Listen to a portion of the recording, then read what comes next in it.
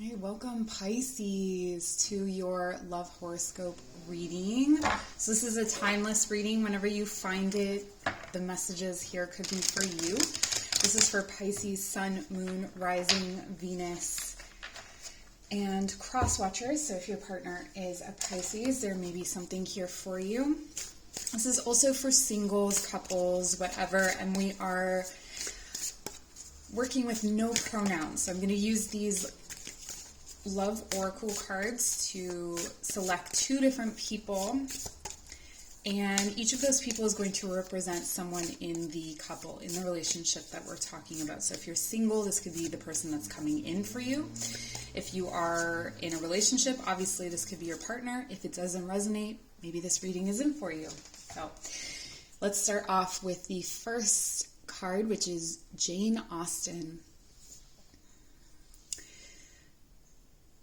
I'm hearing that Jane is someone who is bound by a contract of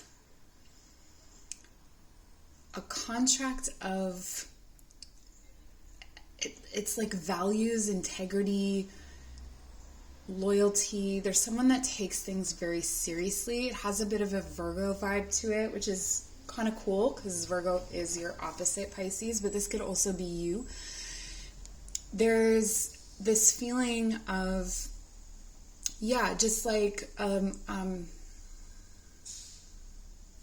sense of duty, a sense of purpose or seriousness, I guess you could say, but I don't think this is in a bad way. It says none of us want to be in calm waters all our lives.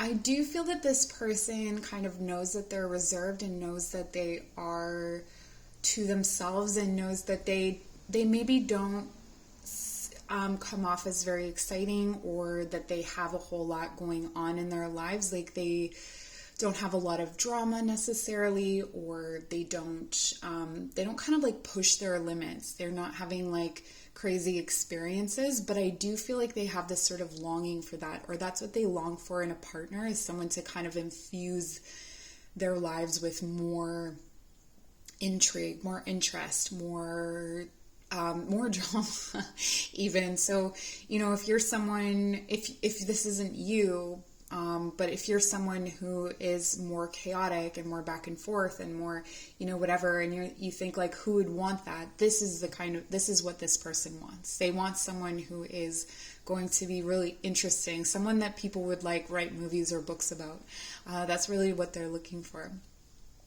It is a truth universally acknowledged that a single man in possession of a good fortune must be in want of a wife. Is a quote from Pride and Prejudice. Yeah, this is the kind of person who sort of decides that they're going to mate for life when it seems appropriate. They're kind of a paint by numbers person. So when they feel it's an appropriate time to settle down, they'll start looking for that. Or, if you've already been dating for a long time, or if you've already been together for a long time, you'll know this about them. They're just kind of the person that's like, okay, now is the right time to do that. That seems like the right progression. There's a lot of Knight of Pentacles energy here, if you know what that means. Just like sort of slow and steady wins the race. There are as many forms of love as there are moments in time. This really talks to me about how, their kind of love may not be overt love. It may not be overly romantic love, but they are the kind of person that, like, when they change your sheets, or when they fix your headlight in your car, or when they, go and pick up something from the grocery store, these are their, like, acts of service are their acts of love. Okay, definitely a lot of Virgoan energy there. Let's see who the other person is. Emily Bronte. Interesting. I'm laughing because when I was in high school, I wrote an essay that was Jane Austen versus Emily Bronte. Okay. Emily is wilder. Emily is very, it's of the moors, of the wild places, sort of called by the wind to practice or be anything at any given time. So there is a lot more changeability in Emily, certainly quite a lot more. And it may seem, it's really funny because it's like, it's almost equivalent in the sense that maybe you do similar work, or you are in some way very much the same as each other, but you're also extremely different, like opposites. That's happened in a couple of the piles so far. If you ever looked at me once with what I know is in you, I would be your slave. This is a very Pisces energy. It's like, show me your depths, show me everything, just waiting to fall in love with someone. And the beautiful thing, and what I think is really compatible already between Emily and Jane, is that Emily can kind of pull out the excitement in Jane. Like Emily can see the mystery and intrigue in their character and make them far more interesting than they think they are, or that can see those values and can see those things. So Emily is someone that can really make anything exciting, but also is really just kind of a desperate romantic.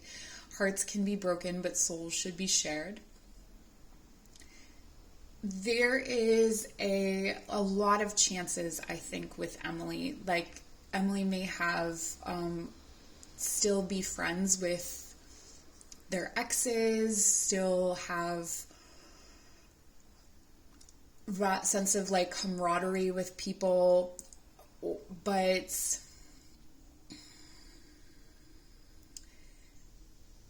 the soul connections, how do I put this? It's like I would say that Emily has had a lot of loves of their life, but not all of them are soul loves, and that is a different thing. There's a certain depth that's shared in the soul love. Love is like a wild rose briar, friendship like the holly tree, but which will bloom most constantly. I think this is definitely an acknowledgement. So in a younger version of Emily, they may go for a kind of wilder person. I do feel like Jane is exactly who they go for in a more mature perspective, in that Jane really balances out the wildness of Emily. But we're going to pull cards and see what else we can know about this relationship. So tell me about this relationship between Emily and Jane. So by now you'll know whether you fit in this reading. We have the Four of Cups, the Page of Cups, and Temperance. Wow. Okay. First, what I want to say is that Jane is someone who doesn't really naturally, can be very naturally oblivious to things. It's so interesting because I've had Jane come up in a different pile, and it was a very different reading of that Jane, so I don't even think that it's overlapping. I feel like you guys, maybe there's some of you that overlap with other readings, but not the one that has Jane Austen necessarily, which is, yeah, it's really interesting. Anyway, so I feel like maybe Jane has more astute kinds of observations about other people or other people's situations, but definitely does not see what's coming in for them. So Jane wouldn't necessarily know, this is kind of looking at the beginning of the relationship, wouldn't really know that Emily was interested, or wouldn't really see that as an opportunity necessarily until it hit them in the face. I feel like there's that kind of energy of being oblivious. With Emily, this relationship comes in as a kind of balancing, as a kind of, it's something that they've been longing for, that they've been calling in, that they have asked for from the universe. Temperance for me is that kind of magical ingredient in manifestation that comes from the divine, that kind of fills in that space. It's almost like you ask for an impossible person, and then the universe delivers through temperance. In the shared space, we have the Page of Cups. So this is just the sweetness and innocence that's between. There's really sweet words exchanged. There could be love poems exchanged. There could be like things that probably if other people heard them, they'd be like, gross. Get a room, you guys. That's sort of what I'm feeling here. Ambling along, we have the Three of Pentacles reversed, the Seven of Pentacles, and the Three of Wands. Okay. There's something that's coming in really strongly about Jane and community. So there's this way that there's a longing for community that I think Jane is not able to fulfill themselves, and that's something that is brought in perhaps through Emily. Maybe they struggle to make friends, maybe they struggle to really go into, they're not interested in party situations or something like that. They're not interested in places where they could meet people. And so that may be something that is blocking them along the way. I do feel that it's like this strong desire for more that's coming from Jane. And then with Emily is actually looking at going somewhere else. Emily kind of starts to look elsewhere. This is interesting. I'm not sure why. I think there's this feeling of being shut out, perhaps. There could be times when Jane is so reserved and to themselves that Emily wonders if they should move on and go somewhere else. I do feel like sometimes the plans get pretty grandiose, like it's like I'm going to run away to the other side of the world or something like that. But in the Seven of Pentacles, there's this energy of taking stock. There's this energy of looking at what you've built. And this is something that both of you will do at some point in this connection, is kind of look at what you've built, see what you've grown, and assess whether it's worth keeping or not. So we have the Queen of Wands reversed, the Wheel of Fortune reversed, and the Six of Wands reversed. So there's some frustrated physical energy on the part of Emily. Maybe this relationship hasn't really become physical, or there could be a fizzling out of that physical energy. What I'm getting with the Queen of Wands reversed is that Jane can sometimes be physically withholding or lack a sense of confidence or lack a sense of personal power, and this really affects the relationship. Okay, the way that Jane sees themselves is a hindrance on this relationship. The Six of Wands reversed, it feels like a defeat. So I feel like there's a period of time in this relationship where there's a separation. So maybe you met, Jane and Emily, maybe you guys met at some other point in your life, and this is telling that story prior to coming back together. Or maybe you are just meeting this person and this is sort of like you're hearing the full story so that you have information to move forward. Or maybe you're at a different point in this timeline, but wherever you are, with the Wheel of Fortune reversed, there's this aspect of divine timing that is being ignored, that there is some kind of acknowledgement, maybe, you know, with Emily being so passionate here, and this work that's being done, this big work with temperance. Also, this is Sagittarian energy, I should mention. There's quite a bit of fire energy in this reading. That this is something that has to be worked through. So maybe Emily goes away and comes back, but coming back, you know, are they coming back victorious? Is there something to come back to? Or some of the questions that Emily may have, because in the center, there's this Wheel of Fortune. So there is this potential, there is this possibility. If we were to look at this from a different perspective, how can we make this relationship work? All right. So the guidance, the advice here starts with Jane's ability to accept help, to accept community, or to create that community themselves. Okay, so maybe this is a hole that they have within themselves, and there's a bit of that work that needs to be done here to actually recognize the gifts that are being given, or the love that's being given, or on top of that, the personal power that is represented here by the Queen of Wands. Stepping into the Queen of Wands energy is like becoming a sorceress, right? Like stepping into your magic, stepping into your power, being able to call in the things that you are longing for without fear. and without hurting and harming those around you. I do feel like Jane can be very defensive, but from a almost oblivious place. But with this Page of Cups in the center, we do see that there is a sweet and innocent love. This could stay at friendship because it is just the Page of Cups, but we take stock and then we take a look at the Wheel of Fortune, and there are factors outside of your control that have a say in this. So there is definitely divine timing, but with the Wheel of Fortune, that's also for me where like must replace like.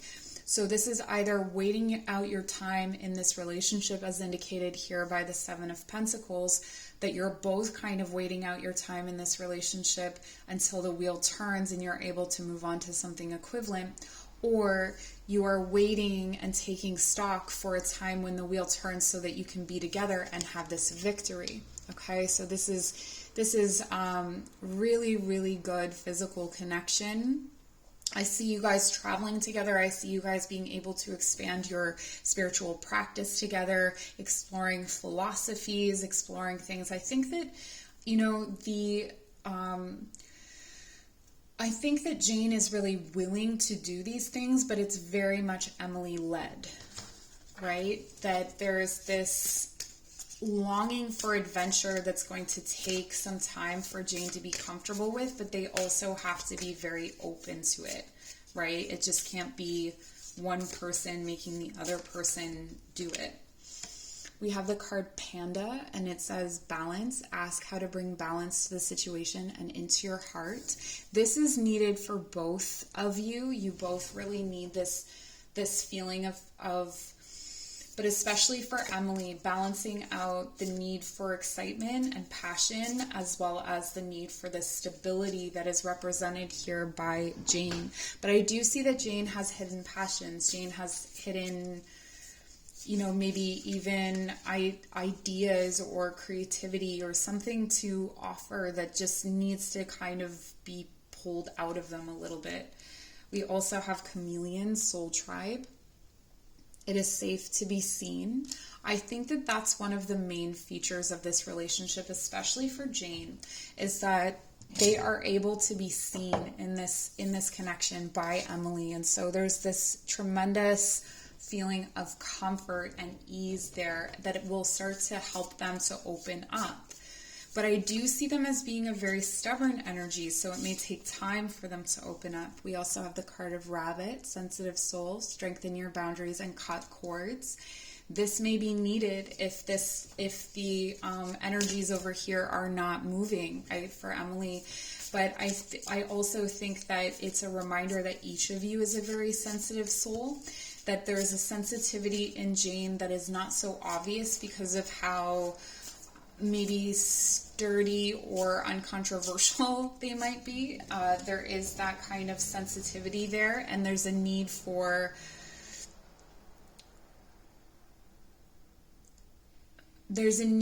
almost like a gravitational pull to draw them out of their comfort zone. It takes a lot more to draw them out. We also have hair. Wow, that's telling me that you're very similar also, like with Rabbit and hair, Emily and Jane, like you have a lot of the same, I want to say, values. I want to say that your spirit is longing for the same sorts of things and is wanting to move through the world in a very similar way, just with different ways of going about it. For the hair, it says strength, take time to make clear decisions, bring awareness and light to the situation. What I'm also getting here is that strengths and weaknesses are really important in this relationship in some sort of way. It's like the strength of Jane is also their greatest weakness. And this is true of everybody, but I think it seems to come into extremes somehow, which is where temperance is needed, that balance between the two. At the center is really this, it's like you can grow something, you can make something of this, but work is needed to see it through. And you really have to decide whether this is something, if these changes are able to be made in the relationship, then you have the possibility of a lot of passion, a fated connection here with the wands. Yeah, so that's what I have for you, Pisces. I hope this was helpful and or interesting or whatever you want it to be. Please like, comment, share, subscribe, all that good stuff, and we'll see you soon. Bye.